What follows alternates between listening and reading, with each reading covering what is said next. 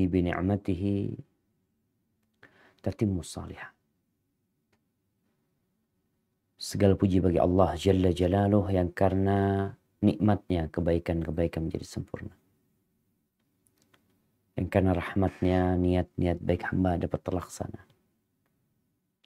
Hari ini hari Jumat tanggal 11 Rabiul Tsani 1442 Hijriah.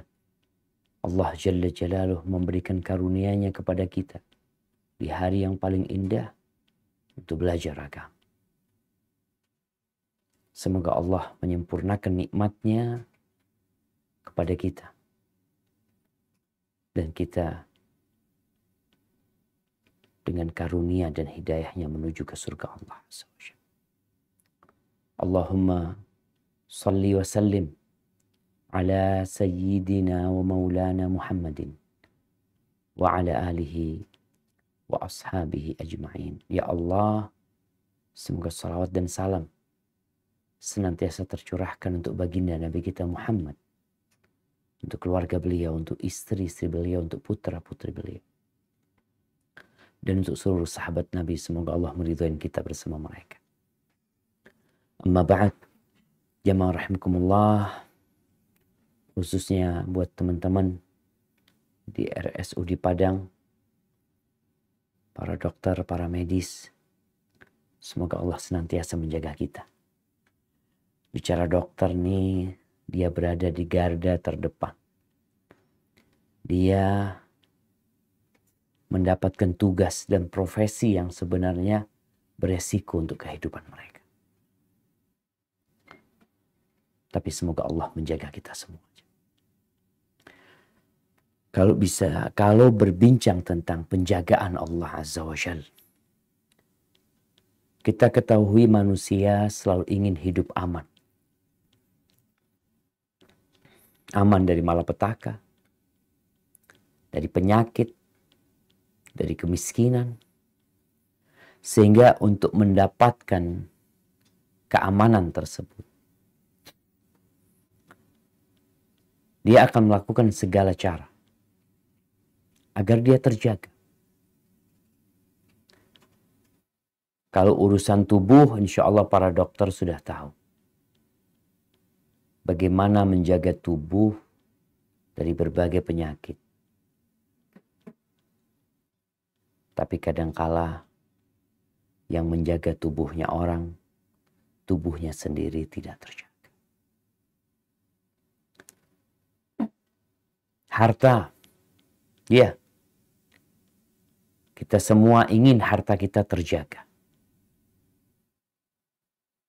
Terjaga dari pencurian, dari perampokan, dari rusaknya itu harta.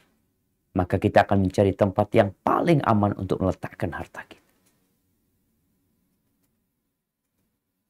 Untuk keluarga kita, ya, kita ingin keluarga kita dalam keamanan, dalam penjagaan. Sehingga tatkala seorang mau bikin rumah, mau buat rumah, dia cari tempat yang paling aman. Bahkan dia membuat rumah yang aman. Aman dari banjir, aman dari kebocoran, aman dari angin, aman dari gempa. Kadang-kala mereka juga berpikir bagaimana ini rumah benar-benar tahan gempa. Karena ada yang dia takutkan. Dia ingin hidupnya terjaga, dia ingin keluarganya terjaga. Kendaraan, kalau kita lihat, kendaraan ini semakin safety, semakin mahal itu mobil. Sehingga manusia yang di dunia otomotif, dia berusaha mengembangkan mobil yang paling aman untuk dikendarai. Kalau bisa tuh mobil nggak bisa nabrak, nggak bisa ditabrak. Kalaupun ditabrak pun pengemudinya dan yang naik di mobil tersebut aman. Anak-anak, kita ingin anak-anak kita terjaga, kita cari sekolah yang paling bagus. Antar jemput itu anak, ya. Benar-benar kita jaga tuh. Ada yang sampai menjaga anaknya untuk masa depan. Dia tabung duit. Tapi ada juga yang mengasuransikan anak dengan harapan anaknya terjaga di masa depan nanti. Bicara mencari penjagaan dengan sebab-sebab yang sebagian tadi disebutkan, selama itu diperbolehkan oleh agama, nggak masalah. Namun sebenarnya ini yang kadangkala kita lupa. Mencari penjagaan yang paling aman dan paling terjamin adalah kepada pemilik alam semesta ini. Seorang yang naik motor, dia pakai helm, dia pakai jaket kulit, dia pakai segala pengamanan. Tapi kalau Allah nggak jaga, mati dia, terluka, patah. Karena sejatinya yang punya alam semesta ini Allah Azza wa Jalla. Kalau kita lihat bapaknya Nabi Yusuf alaihissalam, Nabi Ya'qub alaihissalam, bagaimana dulu peristiwa Yusuf yang hilang, yang katanya dimakan oleh serigala, cerita kakak-kakak, padahal tidak.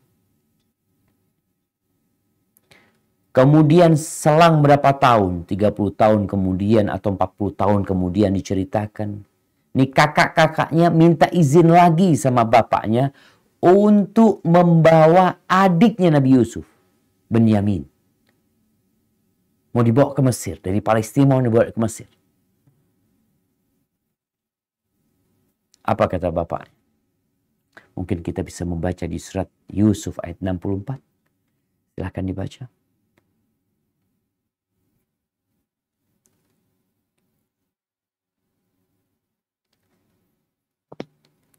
أعوذ بالله من الشيطان الرجيم. قال هل آمنكم عليه إلا كما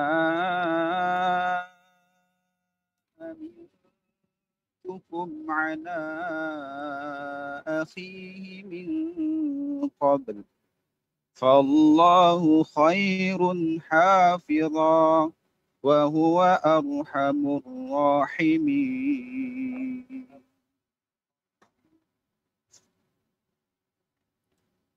Dia Yakub berkata, bagaimana aku akan mempercayakannya Bunyamin kepadamu seperti aku telah mempercayakan saudaranya Yusuf kepada kamu dahulu.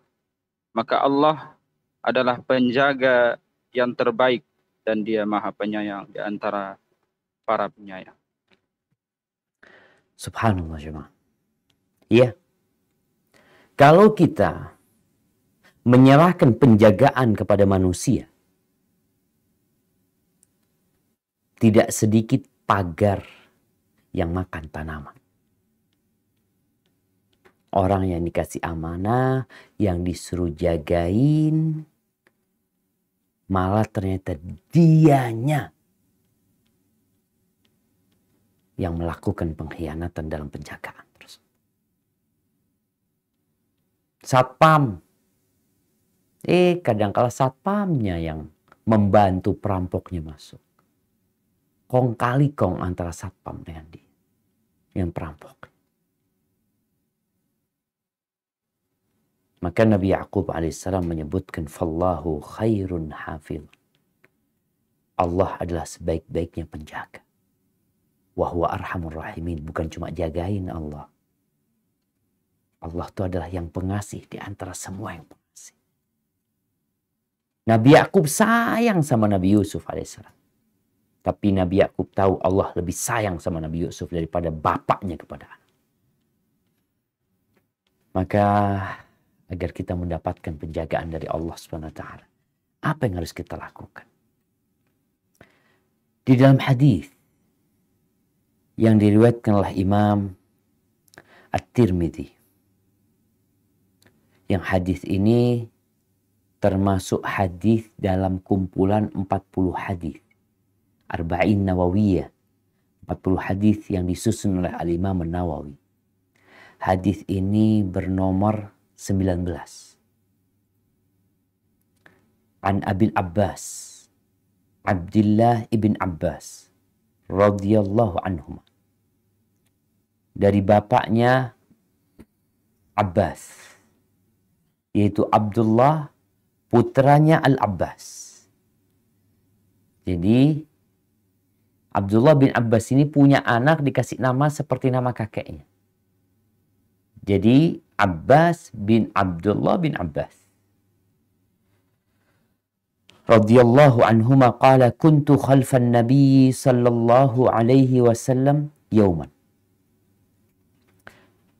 Pada suatu hari aku dibonceng Rasulullah sallallahu alaihi wasallam di belakang, di atas hewan kendaraan atau hewan tunggangan Nabi sallallahu alaihi wasallam. Lalu beliau berkata, "Ya gulam, wahai bocah, inni u'allimuka kalimat. Aku sungguh akan mengajarkan beberapa kalimat, beberapa nasihat penting kepadamu." Ini nasihat Nabi kepada sepupunya yang masih umurnya belasan, di bawah 15 tahun. Apa nasihatnya? Ihfadillah yahfadka. Jagalah Allah, niscaya Allah akan menjagamu. Ihfadillaha tajidhu tujahak. Jagalah Allah Jalla Jalaluh, maka kamu akan mendapati Allah di hadapan. Idza sa'alta fas'alillah. Kalau engkau ingin meminta, maka mintalah kepada Allah Azza wa Jalla. Wa idza sta'anta fasta'in billah. Kalau engkau ingin meminta pertolongan, maka mintalah pertolongan kepada Allah. Wa'lam. Lalu Nabi mengatakan kepada sepupunya, wa'lam, ketahuilah. Ilmu. Ambil nih ilmu. Annal ummata law ijtama'at ala an yanfa'uka bi syai'in lam yanfa'uka illa bi syai'in qad katabahu Allah. Qad katabahu Allahu lak. Andai kata seluruh umat manusia bersatu padu untuk memberikan manfaat kepadamu, maka mereka tidak akan pernah bisa memberikan manfaat kecuali untuk sesuatu yang Allah sudah tetapkan atas diri atau untuk diri. Sebaliknya, wa in ijtama'u ala an yadurruka bi syai', kalau mereka bersatu padu berkumpul untuk memberikan bahaya kepada, untuk membahayakan diri, lam yadurruk, maka mereka tidak akan mampu untuk membahayakan diri. Seluruh umat manusia, 8 miliar manusia. Kok di Indonesia nih, kita bicara 270 juta manusia. Kalau mereka mau membahayakan anak, apakah mereka nggak bisa? Di situ ada tentara, ada polisi, ada semua orang, ada presiden, ada gubernur. Masa mereka nggak bisa membahayakan diri? Nggak bisa. Mereka nggak akan membahayakan dirimu kecuali Allah sudah menetapkannya atas diri. Rufi'atil aqlam wa jaffatis suhuf. Pena itu sudah diangkat dan lembaran-lembaran itu sudah kering. Dan di riwayat lainnya, di riwayat selain Imam Tirmidzi, Nabi SAW mengatakan, ihfadillah tajidhu amamak. Jagalah Allah, engkau akan mendapatinya di hadapanmu selalu. Ta'arraf ilallahi fil rakha ya'rifka fi syiddah. Kenalkan dirimu kepada Allah. Kenalkan dirimu kepada Allah. Kapan? Ketika engkau sedang berbahagia, ketika engkau sedang gembira, ketika engkau sedang bersukaria, Niscaya Allah akan mengenali dirimu tatkala engkau susah. Wa'alam annama akhta'aka lam yakun liyusib. Ketahuilah bahwa apa yang luput dari dirimu, memang dia ketetapannya nggak akan menimpamu. Sebaliknya, wa ma asabak lam yakun liukhti'ak. Yang menimpamu nggak akan luput dari dirimu. Makanya nggak perlu orang itu mengatakan, andai kata ini, andai kata. Mungkin ada teman-teman yang kena COVID ya. Lalu dia mau, andai kata aku tadi nggak kumpul, andai kata. Nggak ada andai kata. Katakan qadarullah wa ma syaa fa'al. Wa'lam anna an-nasra ma'as sabri. Dan ketahuilah bahwa kemenangan itu bersama kesabaran. Wa annal faraja ma'al karbi. Dan bahwasanya kemudahan itu selalu menyertai kesulitan. Wa anna ma'al, ya, yang namanya disingkapnya kesedihan, kesusahan, itu akan datang. Jadi ketika engkau susah, akan datang tuh kemudian. Wa anna ma'al usri yusra. Bersama kesulitan itu ada kemudahan. Ahibati fillah.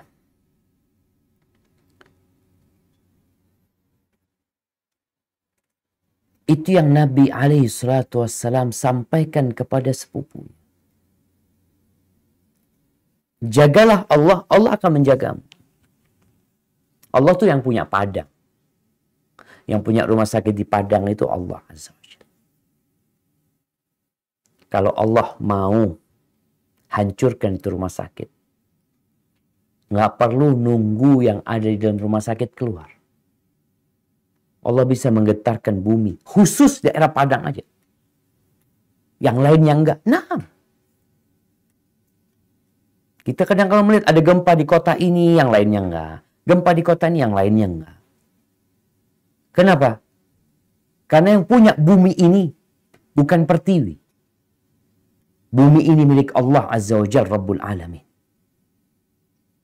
Maka tatkala kita menjaga Allah maksudnya tentunya menjaga perintah-perintah Allah dengan dilaksanakan. Menjaga larangan-larangan Allah untuk tidak dilanggar. Menjaga batasan-batasan Allah dan hak-hak Allah. Itu yang dijaga. Allah baru akan jagain kita. Al-jaza'u min jinsil amal. Balasan itu sesuai dengan perbuatan. Nggak mungkin orang nanam apel, tahu-tahu keluarnya mawar. Enggak lah. Dan juga tidak mungkin orang yang menabur pasir, kecuali dia akan menuai badai.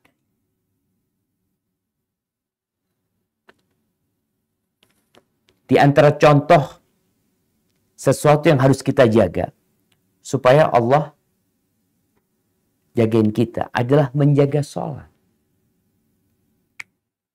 Teman-teman nih yang jadi dokter, jangan sampai karena kesibukan dia menjaga pasien, lupa untuk menjaga dirinya dengan sholat. Bukan hanya pakai APD.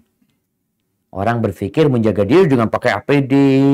Sekarang ini perlu minum vitamin, minum jamu. Insya Allah aman dari COVID.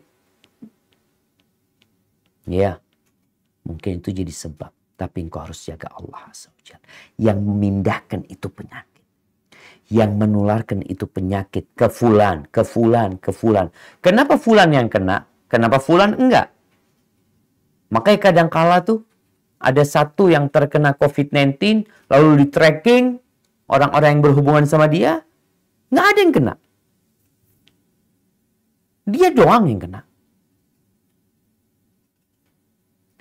Kenapa? Karena yang memindahkan itu penyakit Allah Azza wa Jalla. Maka jagalah sholatnya. Teman-teman yang di rumah sakit, yang menjadi tim medis, engkau jaga sholatmu dan jaga sholatnya pasien. Apa urusan anak sama dia, Ustaz? Kerjaan anak kan sebagai seorang perawat umpamanya, ya hanya sekedar ngasih obat, ngecek tubuh dia, selesai. Urusan ibadah, urusan dia sama Allah SWT. Enggak, itu urusanmu juga. Bukankah yang sakit itu saudaramu? Bukankah kalau engkau membesuk dia dengan niat membesuk orang yang sakit, saudara muslim yang sakit, di pagi hari engkau datang membesuk dia, ada 70.000 malaikat yang bersolawat buat engkau sampai sore. Maka jangan katakan itu bukan urusanku. Jaga sholat. Di surat Al-Baqarah ayat 238. Allah berfirman secara khusus masalah penjagaan sholat. Nah, tafadhol dibaca.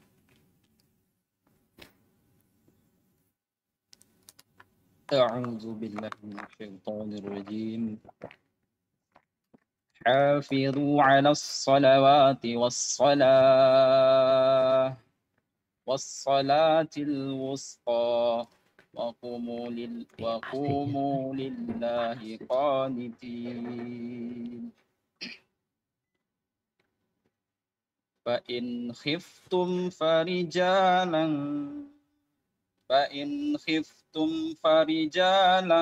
فرجالا أو ركبانا فإذا أمنتم فاذكروا الله كما علمكم ما لم تكونوا تعلمون. Barakallahu fiik. Artinya peliharalah semua solat dan solat wusta, dan laksanakanlah solat karena Allah dengan khusyuk.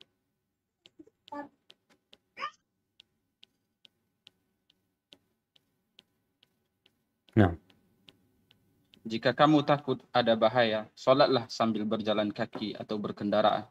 Kemudian apabila telah aman, maka ingatlah Allah. Solatlah sebagaimana Dia telah mengajarkan kepadamu apa yang tidak kamu ketahui. Tuh lihat jemaah. Allah perintahkan kita menjaga semua solat, khususnya solat wusta. Solat wusta, pendapat yang rajih adalah solat asar. Solat asar. Ketika pada kerja, kadang-kala sebagian, ya solat asarnya udah dekat waktu pulang. Sehingga dia berpikir nanti pulang dulu. Sampai rumah akhirnya ada kesibukan. Ditunda tuh solat sehingga matahari hampir tenggelam. Jaga sholat. Khususnya sholat wusta. Fa'in khiftum farijalan aw rukbana. Dalam kondisi perang, dalam kondisi takut sholat.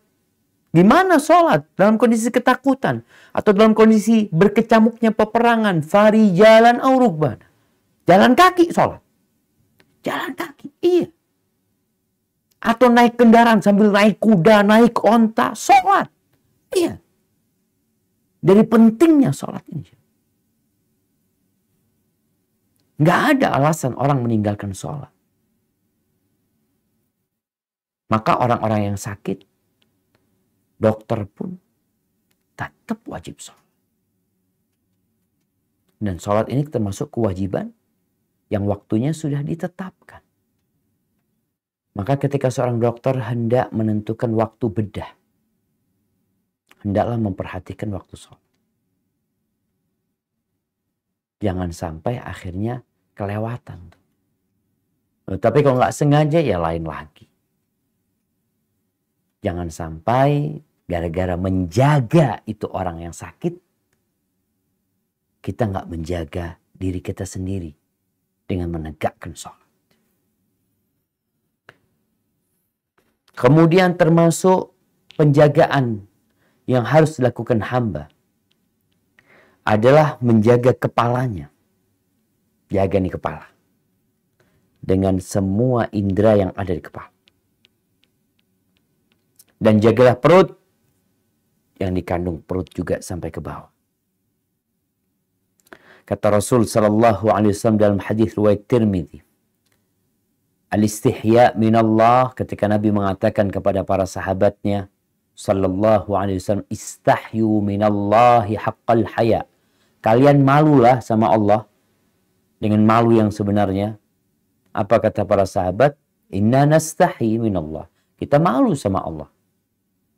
Lalu Nabi SAW menjelaskan konsekuensi malu kepada Allah adalah antahfadar ra'sa wa ma wa'a. Engkau menjaga kepalamu nih, yang ngasih kepala nih Allah.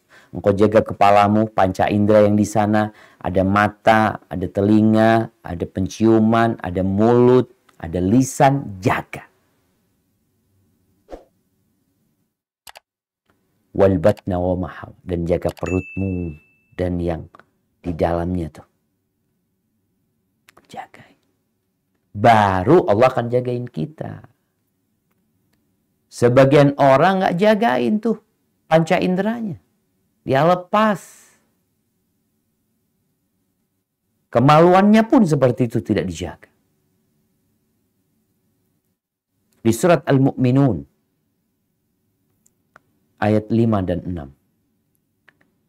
Surat Al-Mu'minun ayat 5 dan 6. Allah Azza wa Jalla berbincang tentang siapa sih orang-orang beriman yang sebenarnya. Nah, silahkan dibaca. A'udzu billahi minasy syaithanir rajim. والذين هم لفروجهم حافظون إلا على أزواجهم أو ما ملكت أيمانهم فإنهم غير ملومين.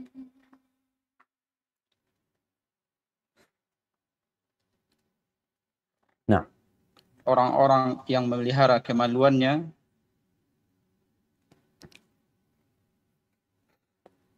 kecuali terhadap istri-istri mereka atau hamba sahaya yang mereka miliki, maka sesungguhnya mereka tidak tercela. Nah, jagalah kemaluan. Jaga. Nggak ada alasan orang berzina.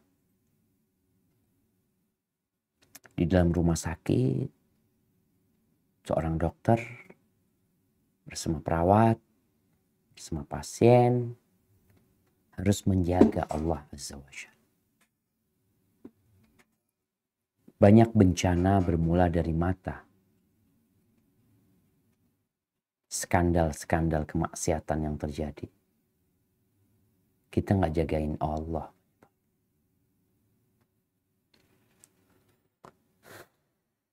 Ada aturan yang harus ditegakkan.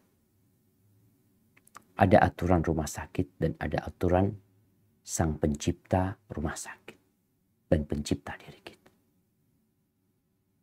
Taati aturan Allah Subhanahu wa ta'ala. Karena mereka yang tidak menjaga Allah Azza wa Jalla di kemaluannya, Allah nggak akan jaga keluarga dia. Makanya orang-orang yang berzina, na'udzubillah, rumah tangganya nggak dijagain semua. Ada seorang anak yang berzina lalu menikah. Ibunya marah-marah sama ini anak.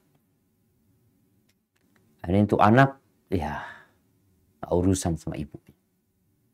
Dia sudah dewasa, dia sudah bisa bekerja sendiri, udah tidak lagi bersandar kepada orang tuanya. Akhirnya anak dia pun berzina sama kayak bapak dan ibu. Karena dia nggak jagain Allah. Gimana Allah mau jagain keluargamu?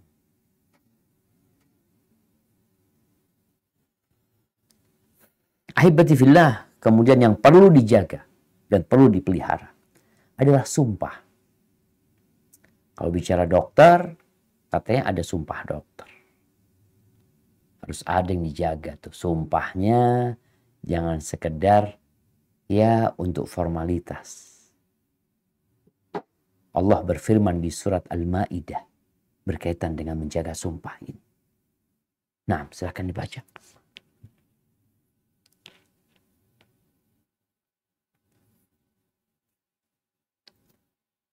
أعوذ بالله من الشيطان الرجيم لا يؤاخذكم الله باللغو في أيمانكم ولكن يؤاخذكم بما عقدتم الأيمان فكفارته إطعام 10 مساكين من أوسط ما تطعمون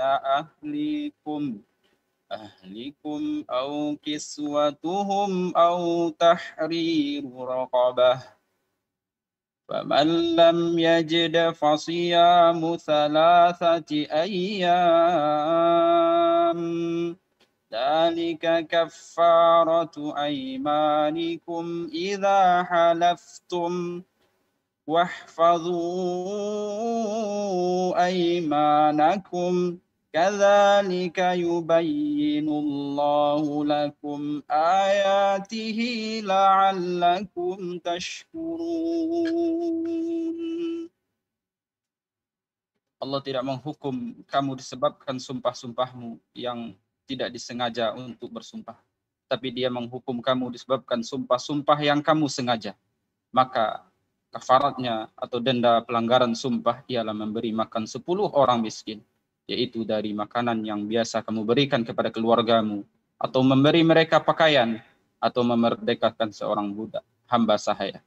Barang siapa tidak mampu melakukannya, maka kafaratnya berpuasalah 3 hari. Itulah kafarat sumpah-sumpahmu apabila kamu bersumpah.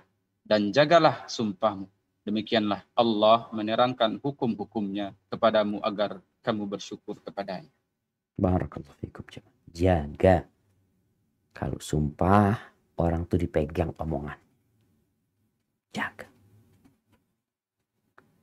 Jangan sampai kita mengkhianati sumpah kita. Kita nggak jagain tuh sumpah, Allah nggak jagain kita. Dan orang yang menjaga Allah Azza wa Jal dengan melaksanakan perintah Allah, menjauhi larangannya, aturan Allah dia wujudkan dalam kehidupan ini, maka Allah akan menjaga dia, menjaga keimanan dia, menjaga diri dia dan keluarganya serta hartanya. Allah akan jagain. Nah, kita tahu Nabi Ibrahim alaihissalam. Apa yang terjadi dengan Nabi Ibrahim?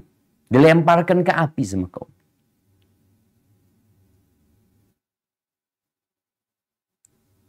Nggak ada yang belain Nabi Ibrahim. Beliau sendirian. Bapaknya pun nggak jagain Nabi Ibrahim alaihissalam. Dia juga nggak punya kekuatan apa-apa. Dia hanya seorang hamba yang berusaha untuk membuat perbaikan di kaumnya, yang mereka menyembah berhala agar mereka mentauhidkan Allah Azza wa Jal. Tapi yang terjadi, Nabi Ibrahim dibakar sama kaum. Apa yang terjadi dengan Nabi Ibrahim alaihissalam? Allah berfirman di surat Al-Anbiya ayat 68 sampai 70. Silahkan dibaca. A'udzu billahi minasyaitonir rajim. Qalu harriquhu wansuru alihatakum in kuntum fa'ilin. Qulna ya naru kuni bardan wa salaman ala Ibrahim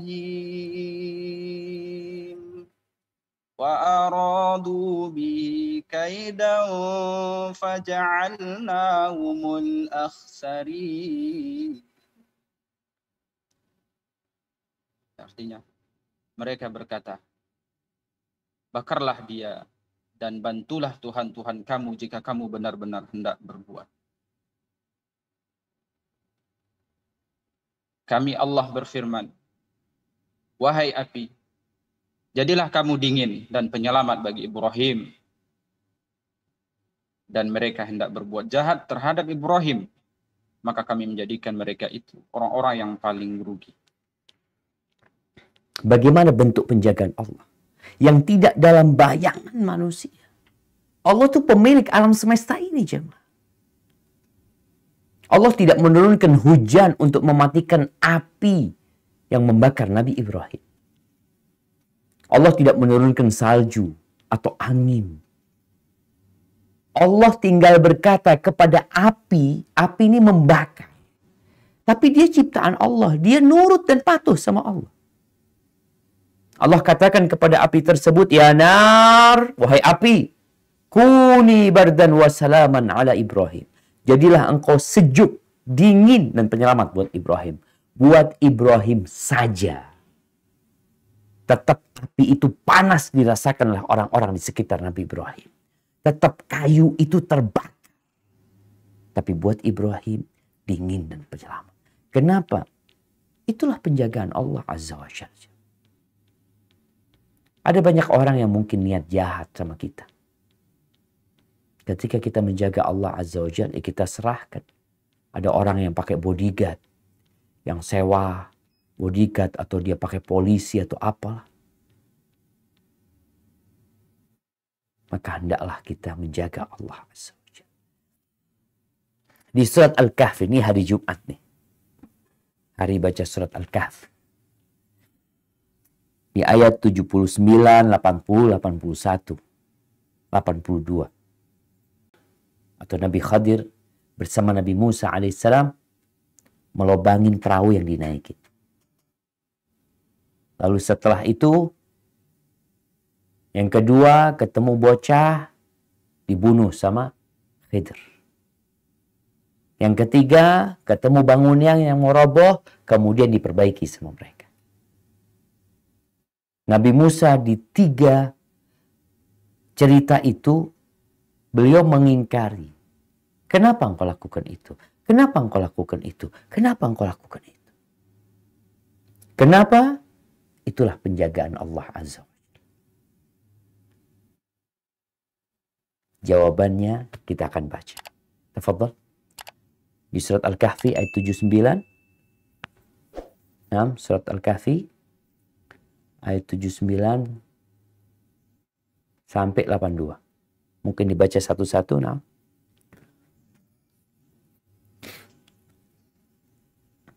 A'udzu billahi minasy syaithanir rajim. فكانت مساكين يعملون في البحر فأردت أن أعيبها وكان وراءهم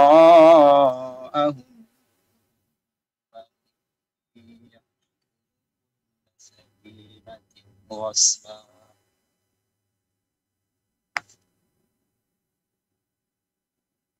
Adapun perahu itu adalah milik orang miskin yang bekerja di laut.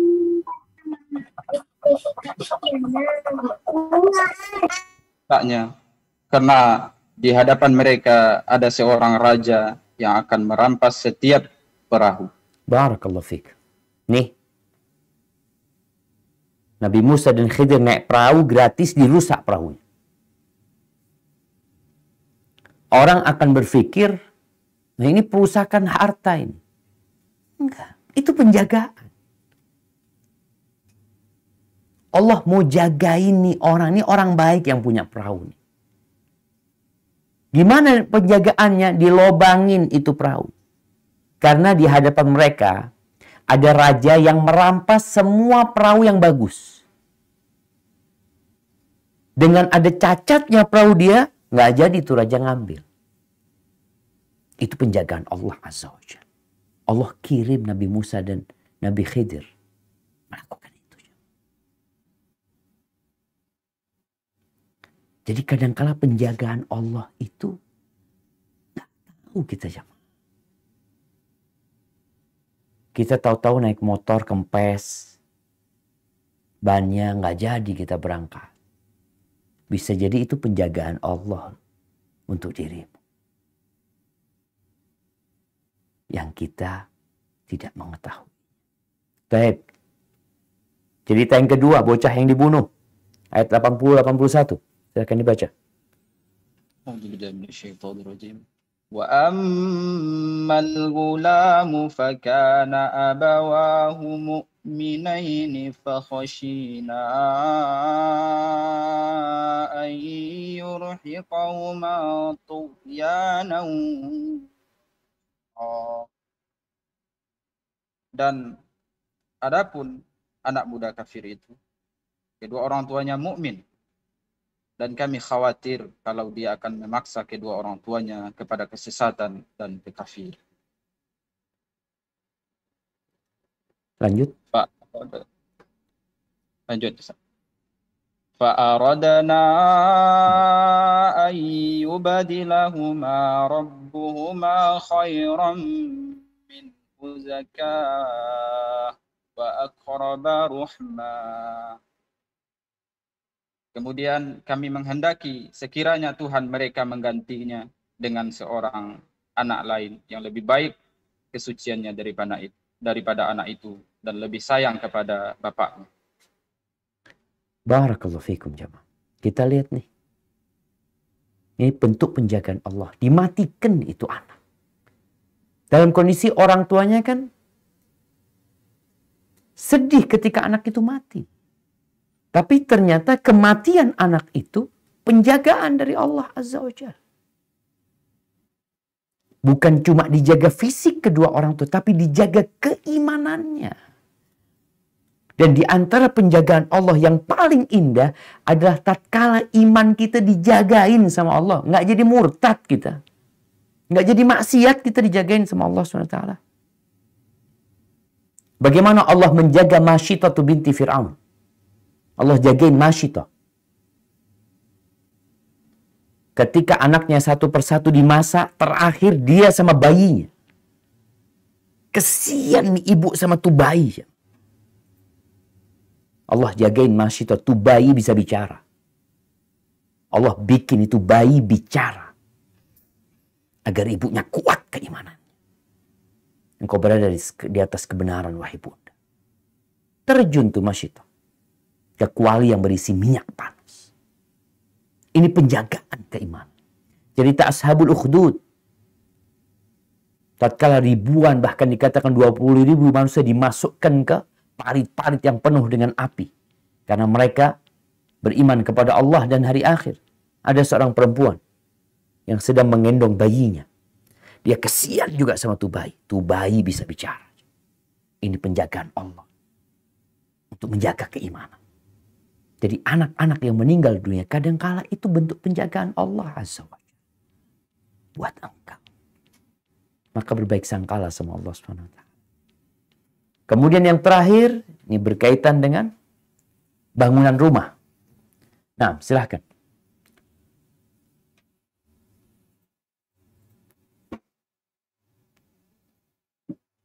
A'udzu billahi minasy syaithanir rajim. وأما الجدار فكان لغلامين يتيمين في المدينة وكان تحته كنز لهما وكان أبوهما صالحا فأراد ربك أن يبلغا أشدهما ويستخرجا كنزهما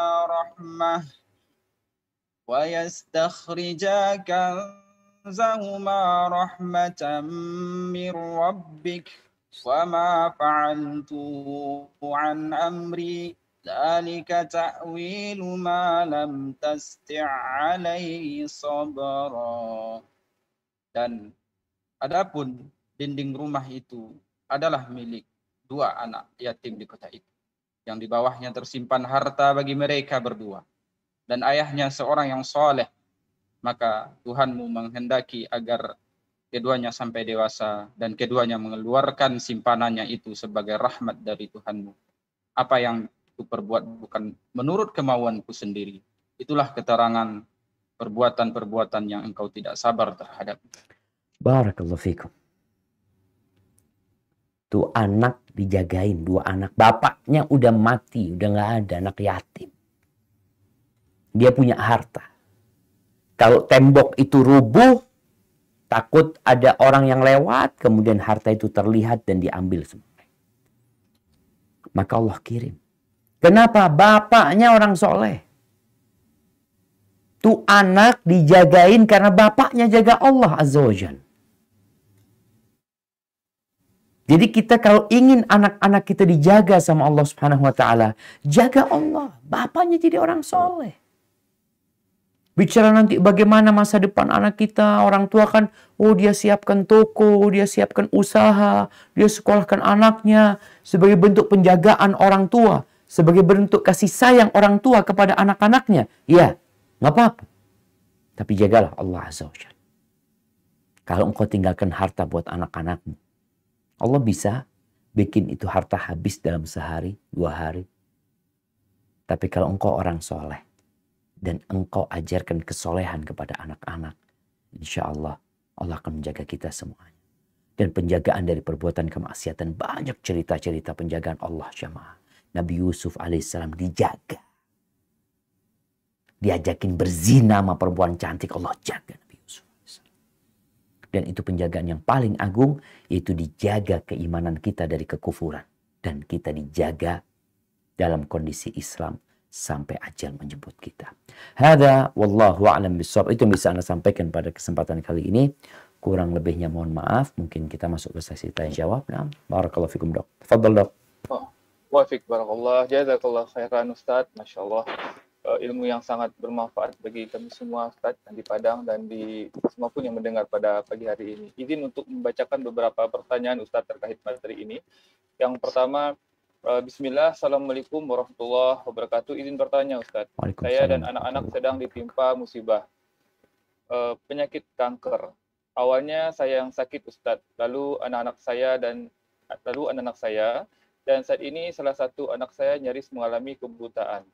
Bagaimana cara meyakini bahwa Allah Subhanahu wa taala selalu bersama kami dan selalu memberi pertolongan kepada kami sekeluarga Ustaz? Karena jujur, saya sering sekali merasa khawatir dengan keadaan saya dan anak-anak saya. Bagaimana cara menghilangkan rasa khawatir yang terkadang rasakan terlalu berlebihan Ustaz? Jazakallah khairan atas jawabannya. Masya Allah. Nah jemaah. Allah kalau cinta sama hambanya, Allah kasih bala. Idza ahabballahu qauman ibtalahum. Kalau Allah cinta kepada hamba, Allah akan kasih bala. Wa idhamul jaza ma'a idhamil bala.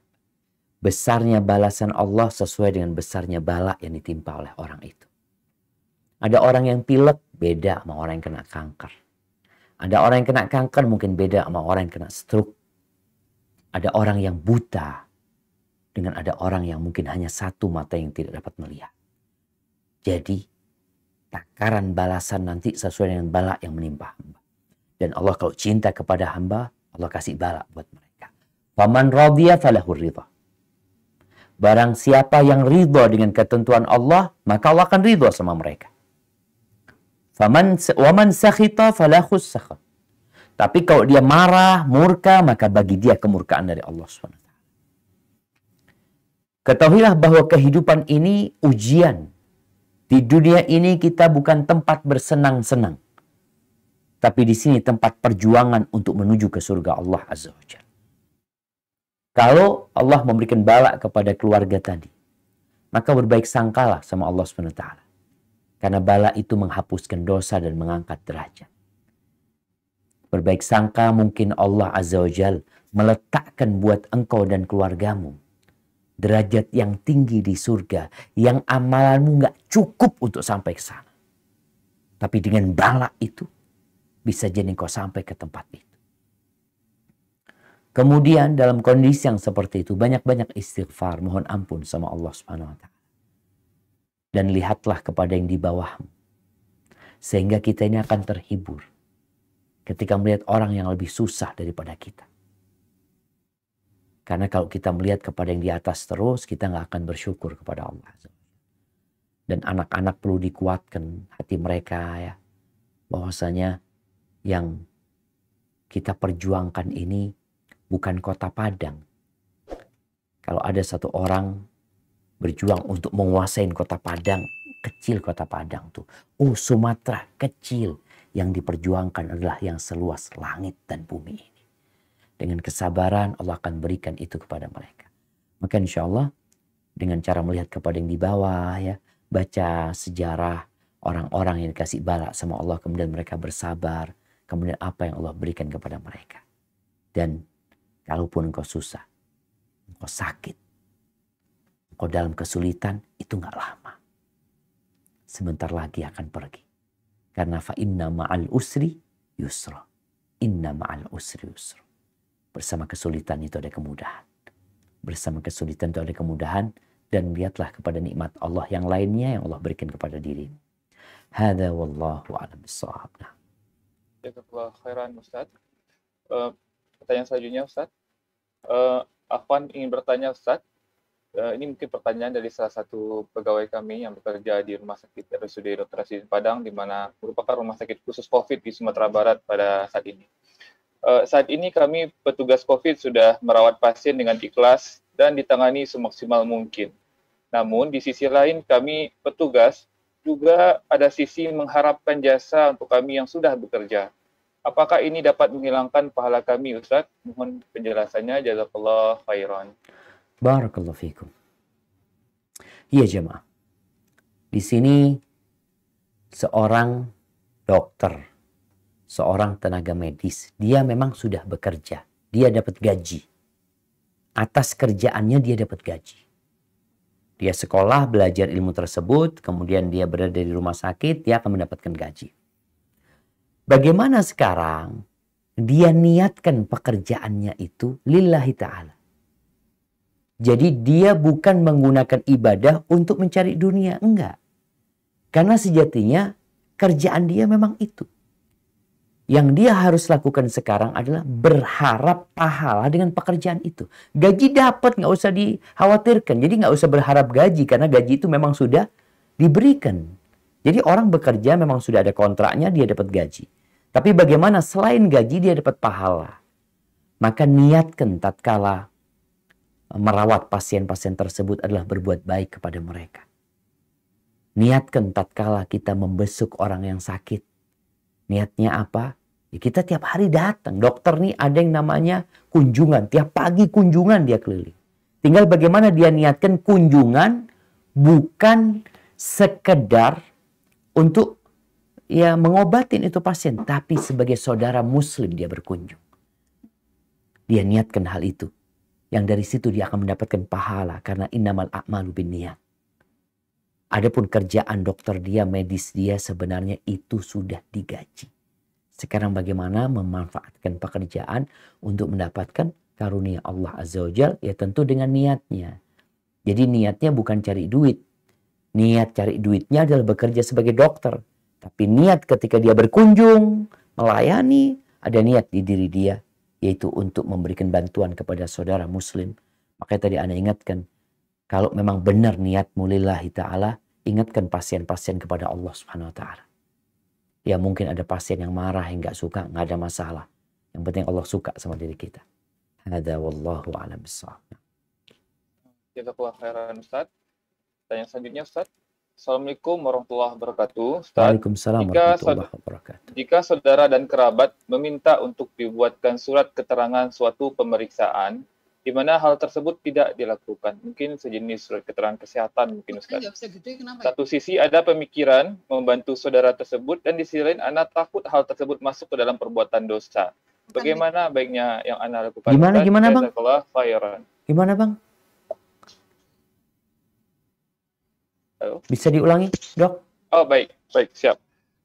Assalamualaikum Ustaz. Waalaikumsalam Ini ada warahmatullahi pertanyaan, wabarakatuh. jika seandainya ada saudara atau kerabat yang meminta dibuatkan surat keterangan suatu pemeriksaan. Mungkin maksudnya surat keterangan kesehatan Ustadz. Sementara pemeriksaan itu tidak kita lakukan. Ini bagaimana Jadi bohong hukumnya gitu. Ustadz? Oke. Nah, iya jemaah. Yang pertama, tadi kita sempat singgung masalah sumpah dokter. Dokter itu disumpah. Dokter itu ada kontrak dia yang harus dia penuhi. Kalau ada kerabat kita, saudara kita yang minta surat keterangan sehat, ini itu, ya kita periksa dia seharusnya. Apalagi engkau seorang dokter. Kau sampaikan nggak ada masalah, aku akan keluarkan, tapi periksa dulu. Karena ini sudah menjadi ladang fulus di beberapa tempat ya. Jadi surat keterangan itu hanya sekedar basa-basi. Nggak ada urusan dia sehat, nggak sehat ya. Kadang kala di tempat orang mau ngambil SIM, ada harus keterangan sehat. Wajib bagi orang yang memeriksa itu dengan benar. Bukan semuanya lulus. Maka nasihat ana buat dokter yang dimintain, kasih arahan, aku akan berikan. Ayo periksa. Kalau mungkin dia bicara, aduh aku nggak punya duit ini itu, bismillah. Sebagai saudara, tanggung. Tapi jangan sampai kita memberikan keterangan sehat padahal dia tidak sehat. Ini yang akan menjadi bumerang buat kita pada hari kiamat nanti. Mungkin kita mengatakan, Ustaz, daripada ana ribut sama keluarga, Ustaz, ana kasih lah. Jangan. Kau nanti akan ribut sama dia di hadapan Allah Subhanahu wa taala. Hadza wallahu a'lam bissawab. Jazakallah khairan Ustaz. Pertanyaan selanjutnya Ustaz, ini bagaimana Ustaz hukumnya kita mengikuti asuransi? Karena seringkali asuransi ini didasarkan pemikiran ketakutan akan kejadian sesuatu yang di masa depan. Di antaranya kalau bagi kami saat ini dokter, sekarang mulai ada asuransi profesi namanya Ustaz, di mana nanti jika kita mengalami tuntutan hukum, maka nanti ada asuransi yang membantu biaya tentang hukum tersebut, begitu. Ataupun mungkin asuransi pendidikan bagi anak, ataupun asuransi kendaraan. Apakah ini bentuk yang usaha yang dibolehkan atau ini suatu hal yang sebaiknya kita hindari? Jazakallah khairan. Barakallahu fiik. Naam jamaah. Kalau bicara asuransi tergantung akadnya.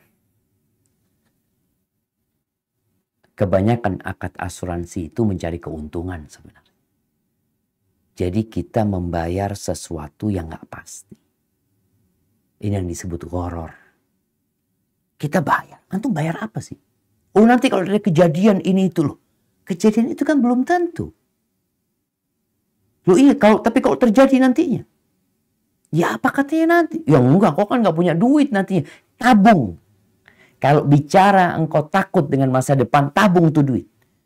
Soalnya kalau bicara asuransi, kita membeli sesuatu jaminan yang tidak pasti. Yang tidak ketahuan. Makanya ada orang yang sampai mati, dokter nih, kalau bicara dokter, ada ya yang asuransi profesi tadi. Di antara 100 dokter, yang punya masalah cuma 10 dokter, umpamanya. Yang 90 dokter, kemana duit dia? Dia bayar apa sebenarnya? Dia itu bayar apa? Sesuatu yang tidak jelas ya. Maka dalam Islam akad itu harus jelas. Jadi ada akad-akad yang tidak diperbolehkan karena ada unsur ketidakpastian yang sangat besar sekali di situ. Yang akan dirugikan dokter yang tadi 90 dokter itu rugi dia. Oke, yang 10 orang kan terbantu kan. Yang 90 kemana hak dia? Kemana duit dia yang dia setorkan selama ini? Maka kalau bicara asuransi dalam Islam itu ada namanya at-ta'min at-ta'awuni. Asuransi tolong-menolong. Ini mungkin yang perlu digulirkan sekarang. Yang unsurnya membantu. Ini ada di rumah sakit, ada 100 dokter. Oke sudah, tiap bulan kita taruh duit 100.000. Buat apa ya? Udah untuk bantuin siapa yang kena masalah. Jadi kita nggak berharap duit itu balik sama kita memang. Kita berharapnya untuk saling membantu sudah. Sedangkan orang-orang yang asuransi ini tujuannya cari keuntungan. Bukan membantu. Jadi jangan dipikir perusahaan asuransi itu, oh tujuan kita adalah membantu. Kalau ta'awuni membantu memang. Dia tidak berharap duit itu kembali. Enggak sudah. Maka ini mungkin yang perlu dilakukan ya. Kalau di keluarga. Mungkin keluarga besar ya. Yuk kita tiap bulan yang kerja nih taruh duit 100.000. Buat apa? Ya udahlah nanti siapa yang punya hajat, siapa yang punya masalah ini tuh dibantu dari sana. Ini nggak ada masalah. Tapi kalau asuransi tadi unsurnya dia itu cari keuntungan, sedangkan kita juga niat cari keuntungan untuk sesuatu yang tidak jelas. Apalagi dikatakan nanti, oh nggak masalah, kau taruh uang 100.000 nanti berapa tahun uangnya jadi berlipat-lipat ganda. Subhanallah, apalagi nih? Emangnya uang bisa berbunga? Beranak dari mana? Riba lagi nantinya. Maka kalau bicara asuransi, ada yang diperbolehkan tadi seperti asuransi ta'awuni. Dan kita bagaimana untuk masa depan anak-anak kita? Tabung. Nabungnya 2. Gimana nabungnya 2? Satu, nabung, ada umpamanya kita punya tabungan ya, atau apa, celengan ya. Kita taruh sana duit 100.000 taruh ke rumah yatim piatu. Kita 100.000 sini, 100.000 di masjid. Ini salah satu cara kita mencari penjagaan Allah Subhanahu wa ta'ala. Jadi kita mengasuransikan keluarga kita sama Allah. Sebab kita jalanin, bukan berarti oh kalau gitu udah nggak usah nabung. Nabung nggak ada masalah, tabung. Tapi nabungnya 2. Nabung di sini, nabung di jalan Allah Subhanahu wa ta'ala. Mobil nih, orang kan subhanallah takut mobilnya rusak, ini itu macam-macam. Insyaallah, ya. Maka banyakin sedekah. Kemudian kau belikan mobil buat sebuah lembaga umpamanya, buat keluarga beli mobil, 1 mobil buat yayasan yatim piatu, buat pesantren, buat sekolahan. Itu asuransi. Selain kita nabung, tafadhol nabung. Tapi kalau sudah asuransi yang konvensional, yang kadang-kala dikatakan syariat ini itu, hati-hati. Sampai kita yakin sama akadnya. Kalau dapat akad asuransi yang katanya syariat, tanyakan dulu kepada ustadz yang ahli di bidang tersebut, apakah betul syariat ustadz atau tidak. Hadza wallahu a'lam bissawab. Nah. Baik, Ustadz, ini juga ada pertanyaan. Assalamualaikum warahmatullahi wabarakatuh. Ustadz, mengapa Allah masih memberikan perlindungan terhadap orang kafir saat di dunia? Karena kalau kita baca di Al-Quran bahwa Allah akan memberikan perlindungan kepada orang-orang yang bertakwa, Ustaz. Jazakallah khairan. Barakallahu fikum. Iya jemaah. Ini yang kadang-kala buat kita takjub sama orang-orang kafir. Makanya Allah Azza wa Jalla mengatakan, "Fala tu'jibka amwalu wala auladum." Taib, asal kita baca nih ayat supaya semuanya melihat ini ayat. Nah, di surat At-Taubah ayat 55. Di surat At-Taubah ayat 55. Nah, ya Allah berfirman, ana bacakan, "Fala tu'jibka amwaluhum wala auladuhum. Innama yuridullahu liyu'adzibahum biha fil hayatid dunya wa tazhaqa anfusuhum wa hum kafirun." Maka janganlah harta dan anak-anak mereka membuatmu kagum. Sesungguhnya maksud Allah dengan itu adalah untuk menyiksa mereka dalam kehidupan dunia dan kelak akan mati dalam keadaan kafir. Ini sebenarnya yang terjadi. Oh, kenapa mereka dijagain? Itu azab buat mereka. Apakah kita berpikir mereka hartanya terjaga? Ustadz, dia tambah kaya, Ustadz. Anak-anaknya tambah sukses. Azab buat mereka. Oh, nanti di akhirat, di dunia, mereka tersiksa. Tersiksa apanya? Batinnya tersiksa. Seharusnya orang kaya ya, itu orang yang paling tenang hidupnya. Udah gak kepikiran macam-macam. Tapi ada orang yang tidur pun tidak nyaman. Maka jangan takjub sama mereka. Kemudian balasan buat orang-orang kafir itu di dunia. Jadi kalau ada orang kafir berbuat baik di dunia, ada orang kafir sedekah, kita lihat ada orang-orang kafir yang sosial, betul. Yang gak pernah sujud sama Allah, tapi dia suka bantu orang lain.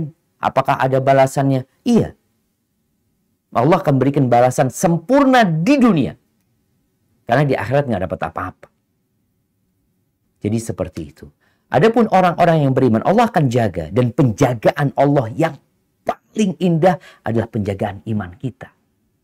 Bukan urusan harta dan fisik kita. Iman kita mati dalam kondisi Islam. Dapat apa? Dapat surga yang luasnya seluas langit dan bumi. Hadza wallahu a'lam bissawab. Jazakallah khairan Ustaz. Izin bacakan pertanyaan Ustaz. Ini juga ada pertanyaan. Assalamualaikum warahmatullahi wabarakatuh Ustaz. Waalaikumsalam. Apakah dalam Islam kita boleh memberikan vaksin dan imunisasi pada bayi kita sebagai salah satu upaya kita untuk menjaga anak-anak kita dari penyakit ataupun wabah? Jazakallah khairan. Barakallahu fikum. Naam jamaah. Berkaitan dengan urusan dunia, Rasulullah SAW mengatakan, antum a'lamu bi umuri dunyakum. Kalian lebih ngerti untuk urusan dunia kalian. Dulu tuh salah satu sebab wurudnya hadis ini berkaitan dengan mengawinkan pohon kurma. Kurma itu ada jantan, ada betina. Karena tidak dikawinkan, akhirnya nggak jadi buahnya. Maka Nabi SAW mengatakan kalian lebih ngerti tentang urusan dunia kalian. Berkaitan dengan vaksin, berkaitan dengan obat. Kita bicara vaksin, obat, segala sesuatu lah. Yang memang kedokteran ini mungkin berusaha untuk mengembangkan hal itu dalam rangka mengobatin manusia. Selama tidak ada unsur haramnya di sini, ya nggak apa-apa. Yang nggak boleh kata Nabi SAW, فَلَا تَتَدَاوَوْا بِالْحَرَامِ. Jangan berobat dengan yang haram. Itu yang terlarang. Jadi kalau bicara imunisasi, kalau bahannya haram, ya haram. Kalau halal, ya halal. Oh, perlu nggak anak diimunisasi? Ya, tergantung sekarang dokternya ngomong apa. Kita ini makanya dokter tuh harus amanah. Makanya kalau ada dokter-dokter yang kolusi mungkin bersama perusahaan obat. Ada yang seperti itu. Tapi dokter itu kan udah disumpah, harus amanah. Dia benar-benar ingin memberikan kebaikan. Maka katanya dokter imunisasi. Ya sudah kita imunisasi. Tapi yang halal. Ingat sekali lagi, untuk urusan yang seperti ini, selama itu halal, maka nggak ada masalah sebenarnya. Dan itu tidak bertentangan dengan tawakal. Tidak. Karena tawakal itu amalan hati kita, yaitu kita yakin dan bersandar kepada Allah Subhanahu wa Ta'ala. Adapun usaha, ya seperti yang diperintahkan oleh Allah, kita berusaha. Hayyakumullah, barakallahu fikum. Nah. Baik, Ustaz, izin pertanyaan. Masih ada waktu Ustaz sebelumnya? Tafadhal dok, mungkin 2 pertanyaan lagi dok. Masya Allah, barakallah. Ustaz, ini terkait kami selaku dokter ataupun tenaga medis Ustaz, bahwa yang kami berusaha insya Allah sebaik mungkin amanah dengan tugas-tugas kami memberikan obat-obat yang sesuai dengan kebutuhan pasien. Akan tetapi kadang ada pasien-pasien yang alhamdulillah dengan izin Allah berhasil dan mengalami kesembuhan atas izin Allah tentunya. Akan tetapi di sisi lain juga ada setelah kami berikan obat ataupun tindakan seperti operasi qadarullah ternyata kondisinya tidak semakin baik. Bahkan ada yang mengalami efek samping obat atau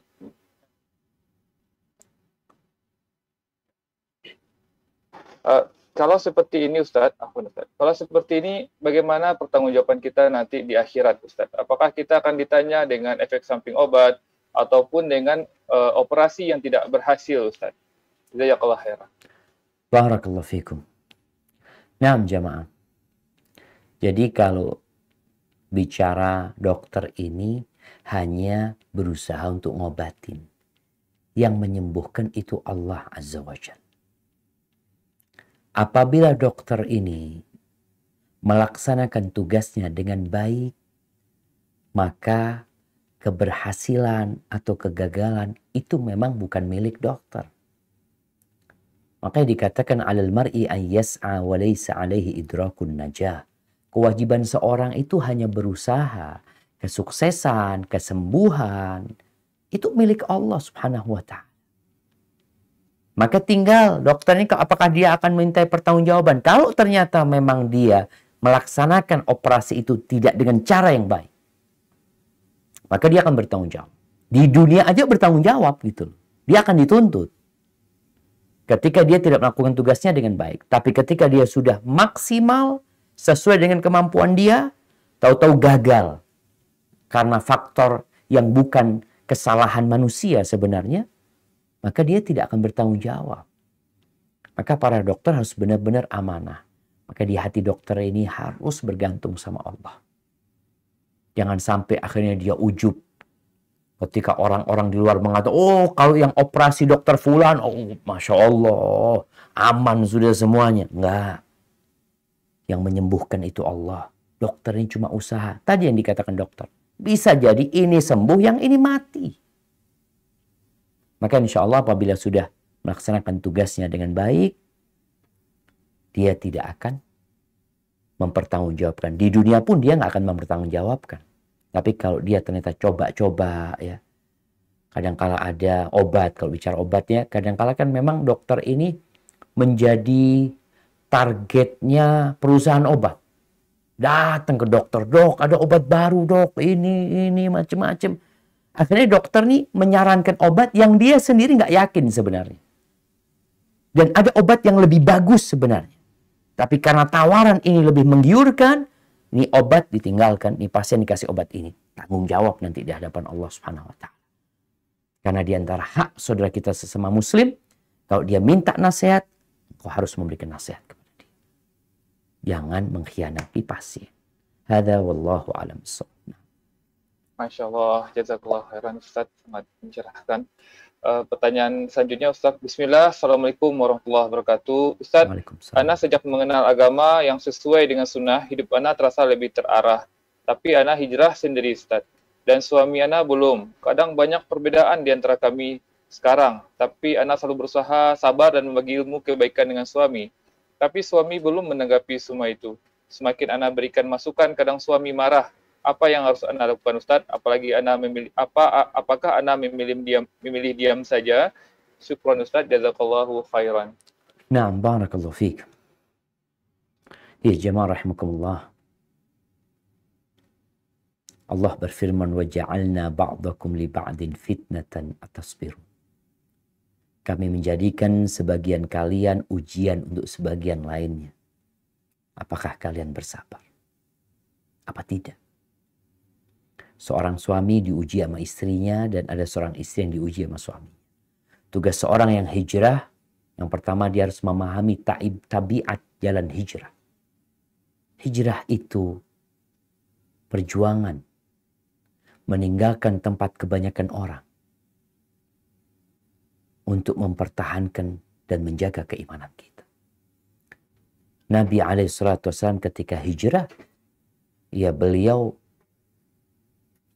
menjadi target orang-orang musyrikin dan mau dibunuh oleh kaum dalam perjalanan hijrah beliau. Maka buat seorang istri, ketika mendapati suaminya belum hijrah, maka dia punya tugas untuk mengajak suaminya. Bagaimana cara mengajak Ustaz kalau dia marah-marah, ribut akhirnya kalau ngobrol sama suami? Yang pertama, berikan pelayanan yang paling maksimal dari istri kepada suami. Kau kan udah belajar. Dengan kau hijrah, kau tahu haknya suami. Sampai kata Nabi SAW, "Lau kuntu amiran ahadan an yasjuda li ahadin la amartul mar'ata an tasjuda li zawjiha." Kalau aku memerintahkan kepada seorang untuk sujud buat orang lain, niscaya aku akan perintahkan kepada seorang wanita untuk sujud kepada suami. Jadi hendaklah kau sebagai istri semakin maksimal melayani suami. Sehingga suami ini melihat perubahan istri, mencolok sekali dalam urusan pelayanan. Bukan dalam urusan nasihat. Kadang-kadang suami terus kasih masukan-masukan, tapi pelayanan dari istri tetap kayak yang dulu. Sehingga istri ini merasa, suami ini merasa istrinya kok tambah jelek gitu setelah ngaji. Sampai ada cerita seorang laki-laki nih, yang dia curhat sama sahibnya. Dia berkata, aku ngelihat istriku sekarang berubah. Pakai kerudung yang panjang-panjang ya. Aku takut kata dia. Tanya sama sahibnya. Coba kau lihat perubahan istrimu itu positif apa negatif? Kalau perubahan istri negatif ya hati-hati. Kata suami kayaknya positif sih. Dia semakin melayani, semakin care, semakin respect sama suami. Ya kalau sudah bagus lanjutkan kata dia. Maka di sini istri harus benar-benar menunjukkan pelayanan dia kepada suaminya.